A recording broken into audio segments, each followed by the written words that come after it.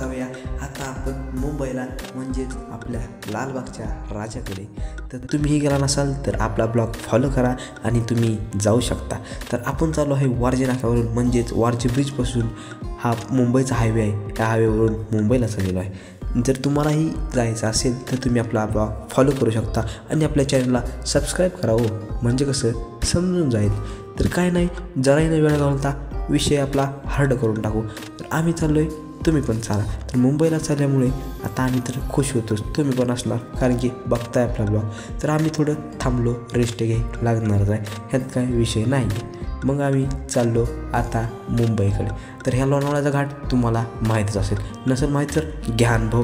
आता नसेल घ्यायचा तर तुम्ही घेऊ शकता आपल्या ब्लॉगमधून, आणि रिअलमध्ये जरी तुम्हाला असेल तरी येऊ शकताय. तर लोणावळ्याचा घाट पार करून आम्ही चाललो होतो पुढं मुंबईला. तर पुण्यापासून 164 किलोमीटर असणारा हा लालबागचा राजा, त्याच्याच दर्शनासाठी आम्ही चाललो होतो. तर थोडंसं जेवण करावं म्हटलं, तिथंच एका हॉटेलमध्ये थांबून जेवण केलं आणि थोडाफार हात पण धुवा म्हटलं. धुवून घेतलं आणि परत कॅमेऱ्याकडे बघितलं. तर तिथून आम्ही निघालो आणि पोचलो मुंबईमध्ये, म्हणजेच लालबाग मार्केटमध्ये. तर आम्ही तिथं पोचल्यानंतर लालबागच्या राजाकडे निघालो. तर ही अशी इथून ती रांग लालबागच्या राजाकडे जायची. तर आता काय गर्दी नव्हती, पण वेळ ही असणारच. तर इथं तुम्ही बघू शकताय कशी आहे गर्दी, विषय हार्ड आहे हो शेट. तर आत आल्यानंतर जर तुम्ही विचारच करू शकणार नाही अशी गर्दी. तर आपल्याला लागणार 4 तास मुखदर्शनासाठी. तर आम्ही मुखदर्शनच गेले, म्हणजेच पाय काय असं जास्त लांब नव्हतं, तुम्ही हळूहळू बघतच जाणार आहे. तर इथून आम्हाला जायला 4 तास लागले. तर एवढी खूप गर्दी, म्हणजे अशी विषय हार्ड अशी गर्दी होती.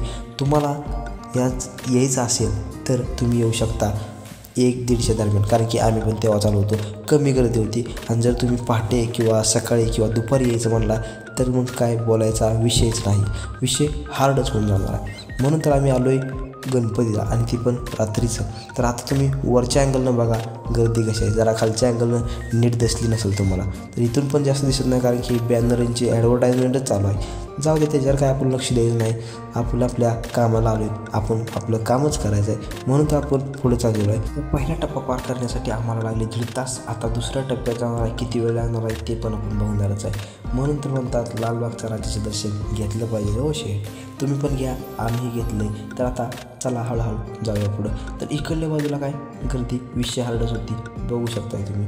इकडं पण तीच गर्दी, तिकडं पण तीच गर्दी. तरी पण आम्ही थकणार नाही, थांबणार नाही. 4 तास दम आम्ही काढणारच आहे. आता झाले ते आम्हाला 2 तास, म्हणजे एक पारी पूर्ण काढायला 2 तास लागले.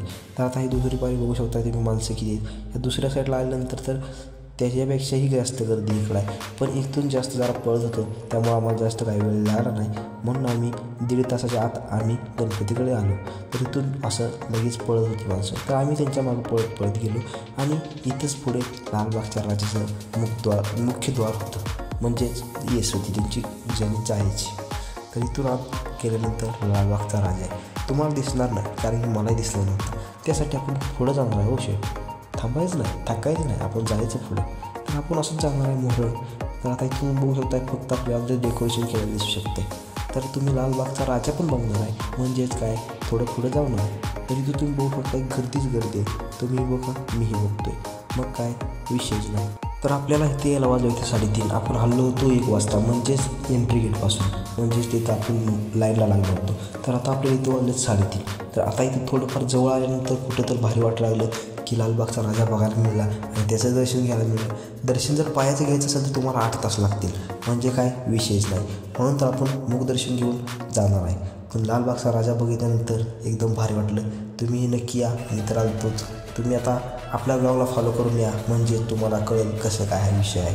तर इथं बघू शकता लालबागचा राजा, अतिशय सुंदर असा मुखवटा त्याचा आहे 20 किलोचा. हा मुखवटा आणि लांबण दिलं हा तर तुम्हाला माहितीच असेल, नसेल माहीत तर आता माहिती असेल, म्हणल्यावर लाईक करा हो शेट. तर आता थोडं पुढं आलो आहे आपण. तर तुम्ही बघू शकता अजून जवळून हा लालबागचा राजा कसा दिसतो. तर याच्यापेक्षा तुम्हाला जवळ यायचं असेल तर तुम्ही इथे या, म्हणजे तुम्हाला बघायला मिळेल. हा नंतर मी अतिशय खतरनाक प्रकारे घेतलेला आहे, तुम्हीही या.